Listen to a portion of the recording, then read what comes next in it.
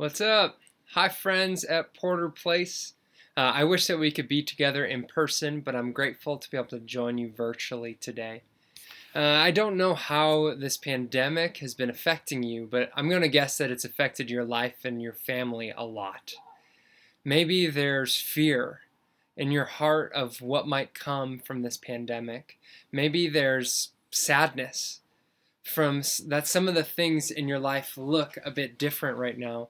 Maybe there's anger, and maybe you're angry at God, asking God, God, why are you allowing these things to happen right now?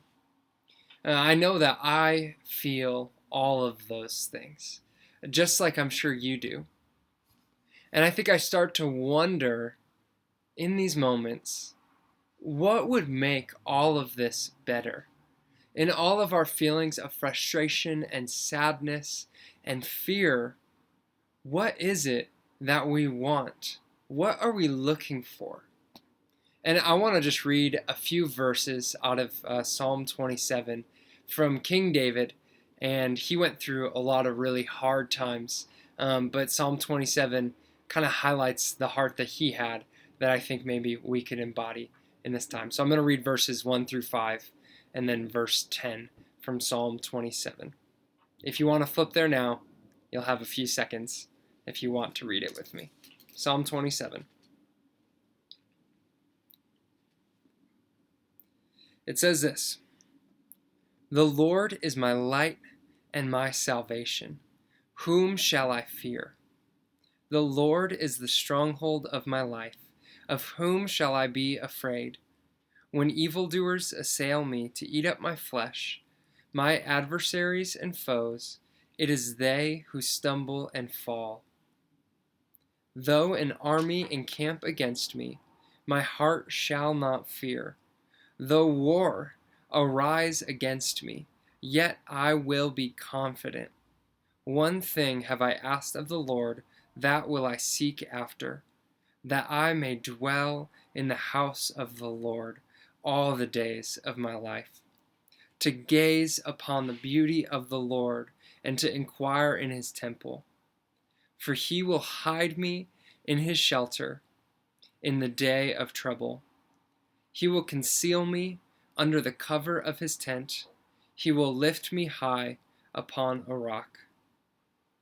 And then skipping to verse 10. For my father and my mother have forsaken me, but the Lord will take me in. For David, hard times are not a new thing. I mean, if you see from the psalm, he says in verse 2 and verse 3 that an army encamps around him, people who are trying to take his life. He says in verse 10 that his father and mother have forsaken him. And he even says that there's this day of trouble that he's waiting for, and he knows is coming. A day of trouble.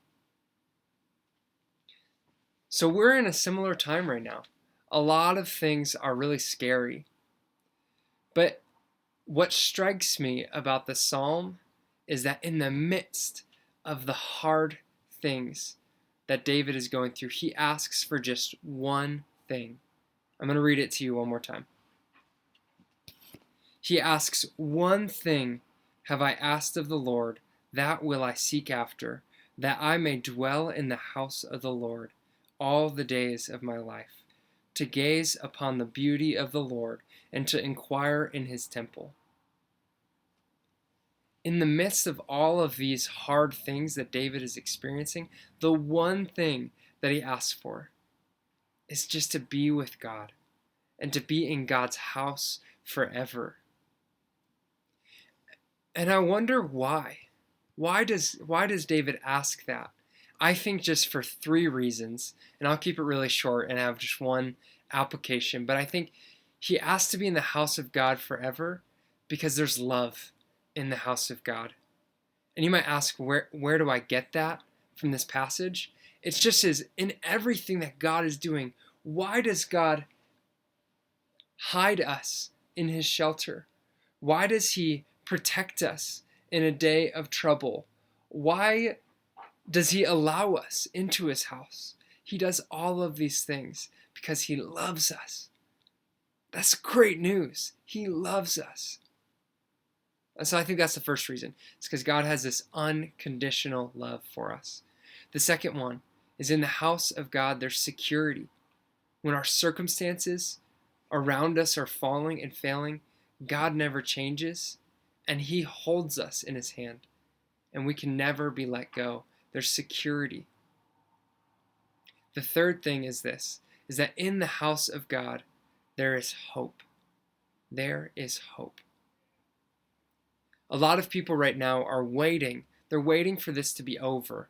But the truth is they don't know what they're waiting for. Many of us, we don't know what we're waiting for. But I'm going to read the last two verses of this psalm. It says, I believe that I shall look upon the goodness of the Lord in the land of the living. And it says, wait for the Lord. Be strong and let your heart take courage. Wait for the Lord. With God, he's working everything that's going on. He's working it all together for our good. He's working something beautiful out of it. And so we can have hope that this suffering, this pain, these problems, they're not meaningless. That something good is going to come from this. And our job is to take heart and to wait for the Lord and what he's going to do with this. So my encouragement to you guys is in the middle of everything that's going on, worship God because he's good and draw near to him in prayer, because what we need more than anything is we need more of him. We need more of our Creator, more of our Maker, the one who knows us in and out, who formed us and who loves us, like more than you and I could ever imagine. So that's what I want to share with you guys today. I hope that Psalm 27 and David's prayer reminds you of God's goodness, and I hope it leads you to pray the same thing.